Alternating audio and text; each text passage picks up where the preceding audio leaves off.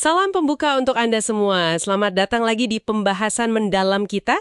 Kali ini sumber kita dari kutipan buku The Art of Laziness oleh Library Mindset. Menarik nih judulnya. Misi kita hari ini. Mau coba gali ini gimana caranya biar kita nggak sekedar ya sibuk doang gitu, tapi benar-benar fokus ngerjain hal yang paling penting dan bermakna buat kita. Buku ini langsung mulai dengan pertanyaan yang wah nusuk juga sih. Anda ini lagi ngerjain hal yang benar nggak? Ada kutipan menarik dari Fizzy Andrew di buku itu. Dia bilang, bahkan Michelangelo aja bakal males bangun dari kasur kalau yang nungguin dia cuma kerjaan spreadsheet seharian. Ini kan nunjukin banget ya betapa pentingnya makna kerjaan itu buat ngelawan rasa malas atau ya kurang motivasi lah. Betul-betul, pertanyaan ngerjain hal yang benar. Itu jadi inti dari konsep work is happiness yang dibahas di sana. Buku ini tuh argumennya kuat banget. Kalau kebahagiaan sejati itu seringnya nyambung sama kerjaan yang kita cintai. Yang rasanya pas buat kita gitu, secara personal. Kalau nggak gitu, kerjaan ya cuma jadi beban aja. Motivasi juga susah banget munculnya kan?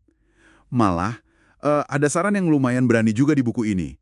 Kalau Anda benci banget sama kerjaan Anda, ya udah, mulai deh rencanain buat keluar dari situ secepat mungkin. Ini bukan soal lari dari tanggung jawab ya, tapi lebih ke nyelaraskan hidup. Biar apa yang kita lakuin tuh ngasih energi, bukan malah nyedot energi. Wah, balik benar-benar soal keselarasan personal itu.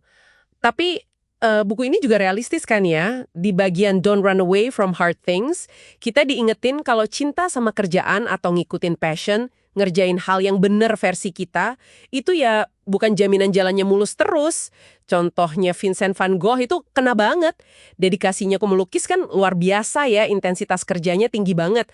Tapi kesulitan finansial sama mental yang dia hadapi juga wah parah banget.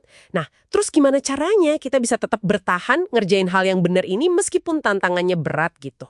Nah, ini nih yang bawa kita ke pentingnya kemampuan buat memilah. Seperti yang dijelasin di bagian Learn to Prioritize. Energi sama waktu kita kan terbatas ya, nggak mungkin semua dikerjain. Makanya kita harus pinter-pinter ngalokasiinnya ke tugas-tugas pilihan. Tugas-tugas yang ngasih dampak paling gede, yang paling benar tadi itu. Prinsip 80-20 yang disinggung di buku juga relevan banget di sini. Seringkali kan cuma 20% aktivitas kita yang hasilin 80% output yang kita mau.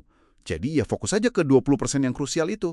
Oh, jadi fokus ke yang sedikit tapi ngaruh banget itu ya? Iya, pesannya jelas banget. Be productive, not busy. Jadilah produktif ngerjain hal yang benar, bukan sekedar sibuk ngisi waktu. Ada kutipan Stephen Covey di buku ini yang pas banget, bunyinya gini. Kalau tangga kita nggak nyender di tembok yang benar, tiap langkah yang kita ambil cuma bawa kita ke tempat yang salah lebih cepat. Chase. Menarik bukan? Mengejar. Gimana Anda lihat konsep ini dalam konteks fokus ke hal yang benar tadi? Apa ini strategi lain lagi gitu? Bisa dibilang gitu sih. Konsep menarik bukan mengejar, ini nawarin pendekatan yang agak beda ya. Jadi daripada kita capek-capek terus ngejar target atau pengakuan dari luar, fokusnya itu digeser ke dalam diri kita. Ke pengembangan diri, jadi versi terbaik dari diri kita. Idenya gini, kalau kita tingkatkan kualitas diri, jadi orang yang benar lah istilahnya dalam konteks ini.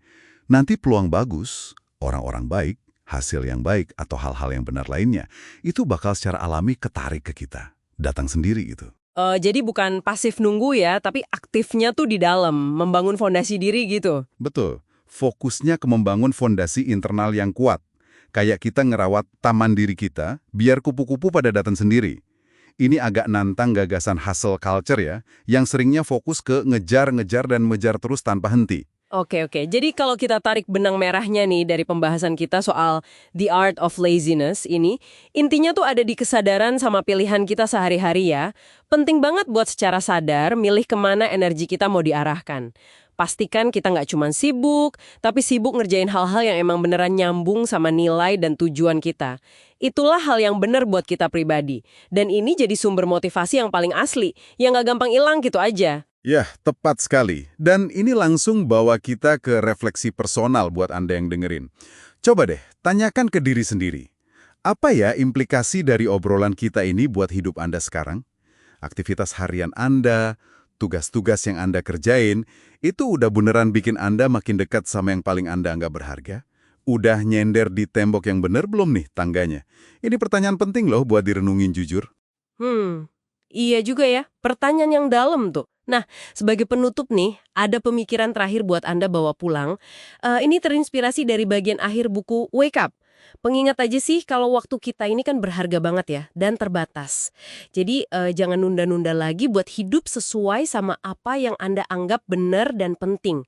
Mungkin pertanyaan pamungkasnya gini, kalau Anda bisa lihat diri Anda 5 tahun dari sekarang, terus nengok ke belakang ke hari ini, Anda bakal ngerasa puas nggak sama apa yang jadi fokus utama Anda saat ini?